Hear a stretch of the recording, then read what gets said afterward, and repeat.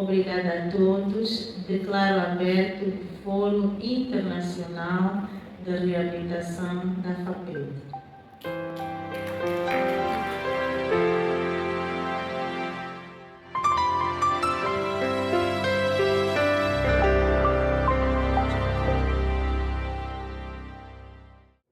Então, de antemão, ainda não havia as tecnologias que hoje existem, né?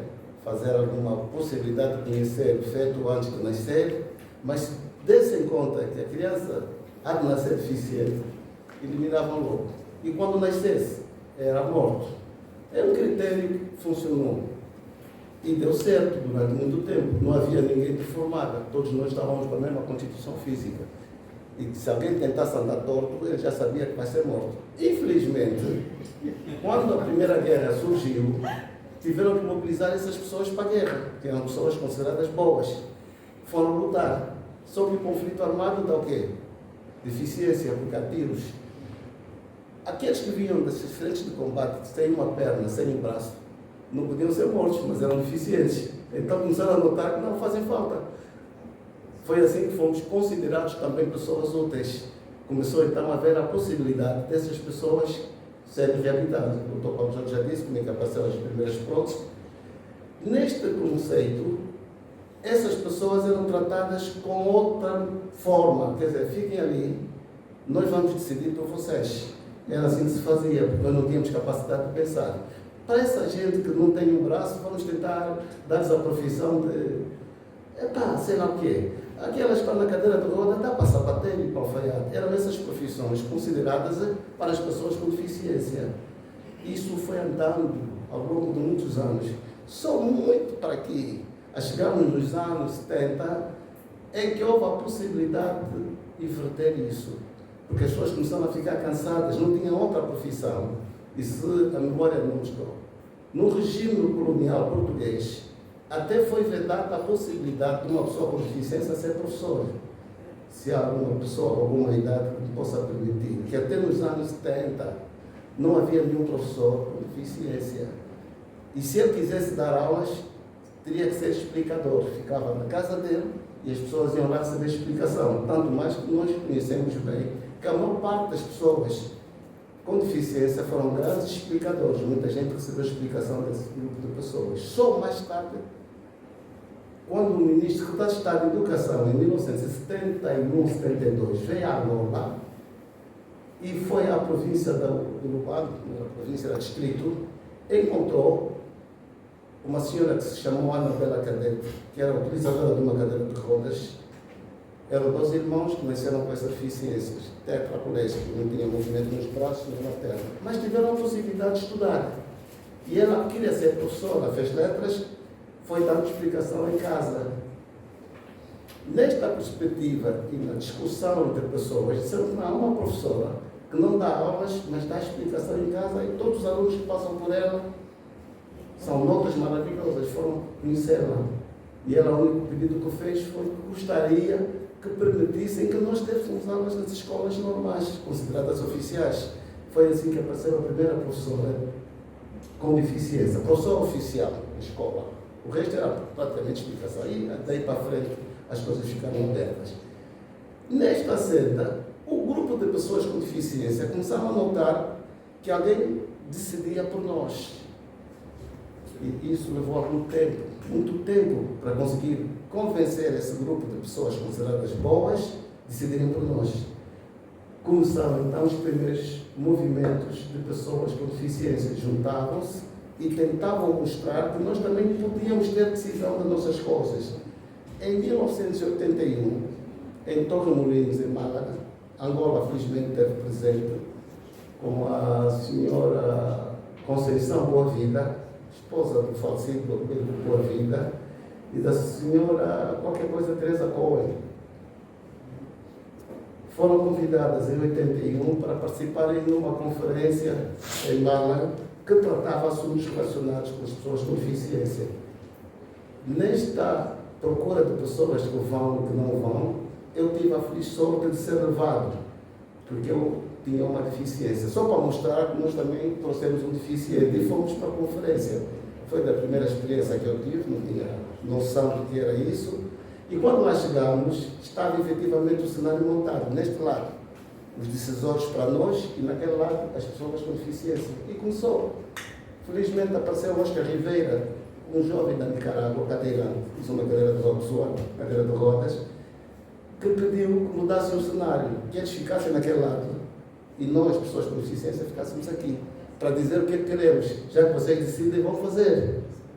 Foi aí que surgiu a mudança pela primeira vez. Aí mesmo montamos a possibilidade de uma década, que saiu de 82 a 92. Em 92 nós fizemos tudo para que se determinasse uma data internacional para nós, que apareceu o 3 de dezembro de 92.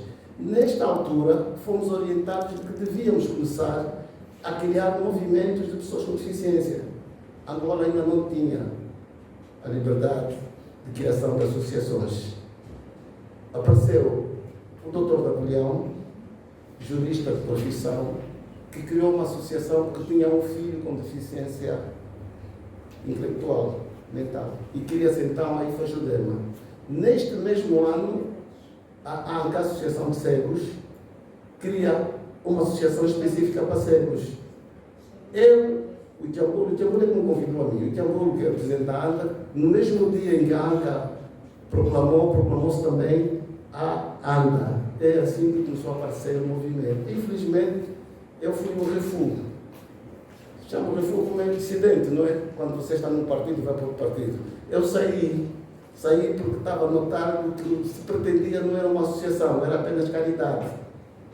Tentamos procurar arroz e feijão para dar às pessoas com deficiência. Eu sou contra isso. Eu disse, não, eu vou parar por aqui.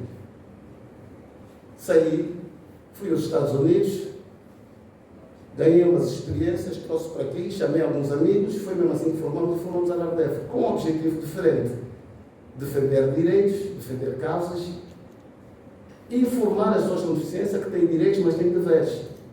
Desses deveres nós temos que cumprir, para o governo saber que, afinal de contas, queremos dar e eles também cumprem. É assim que apareceram depois outras associações. Hoje somos quanto? 23 ou 24 associações de pessoas com deficiência em Angola.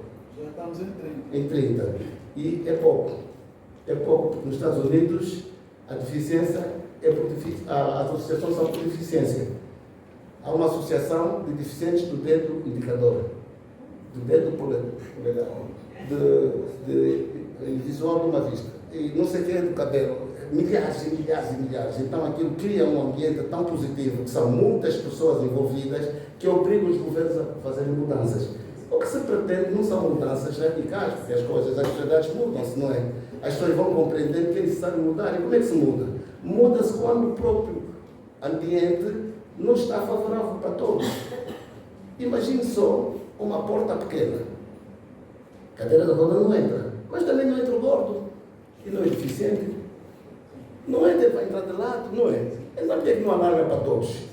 Não fica melhor? É só essa diferença, não há nada de especial. E não sei o que é que se passa. Eu, quando falo do governo, também lá estive e também participei em algumas exclusões. Eu sou um mentor do bairro Ramiro, fui eu que criei. Vamos ter um bairro para os mutilados, sou mesmo para os mutilados. Segregação não é bom. Hoje a minha mentalidade não permite nem pensar. O Quilamba foi construído sem rampas, aquelas casas que não têm elevador não tinham rampa. Foi uma pressão grande que nós tivemos que fazer. Quando o presidente decidiu se inaugurar, nós vamos ir lá. E felizmente colocaram uma rampazinha para ter acesso. É essas mudanças que queremos. Porque temos capacidade de fazer as coisas, temos capacidade de conseguir compreender. Durante o tempo que eu tive como diretor do Centro de Reabilitação Profissional de Viana, constatei que inclusive as formações que estávamos a dar não eram aquelas que as pessoas com deficiência precisavam. Disse, não, fechem lá esse corte de costura, de sapataria, vamos dar formação que efetivamente se adapta, vamos dar informática, hardware, contabilidade informatizada.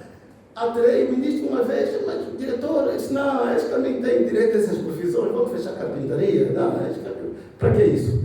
Vamos fazer soldadura eletrônica, vamos fazer isto e aquilo, e funciona, connosco funciona, nós somos capazes de fazer. Ninguém pode ficar com truques que não, eles coitados, nós não somos coitados, somos iguais, temos mulheres, temos filhos, conduzimos viatura, estamos em tudo quanto é normal para uma pessoa, nós estamos lá, não há nada difícil. Não há nada de difícil. E podemos mostrar que também podemos ir à Lua. Podemos ir à Lua. sem perna, com perna, vai-se. O presidente da Jugoslávia morreu sem uma perna, Trotsky, sabem, não é? E dirigiu a Jugoslávia, não deixou de ser presidente, perder uma perna. Não deixou. E por que é que nós não podemos? Então nós temos que lutar, meus irmãos, no sentido de mostrar que somos capazes. E só podemos mostrar quando estivermos no governo, no parlamento. Isto é que é a nossa luta. Quem estiver lá e se sente deficiente vai defender quem? A causa dele, o princípio dele. Eu fui também, durante muito tempo, 7 anos, presidente da SAF, Sudáfrica, Federação of Moçambique. É uma organização da África Austral, onde Angola é membro, nesse caso a FAPED. Nós ganhamos, Angola ganhou. E durante 7 anos Angola foi presidente.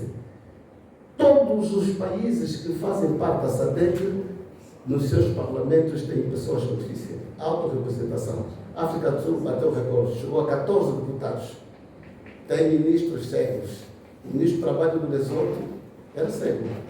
A ministra da Ação Social do Malau era uma cadeirante. E nós podemos fazer o mesmo aqui. Há dificuldade, somos menos em termos populacional que a África do Sul, temos 20 pessoas. E tanto que é 23 ou 32 milhões de pessoas, não direm só pelo menos 1%. Não é? Que dá 3 pessoas para o Parlamento.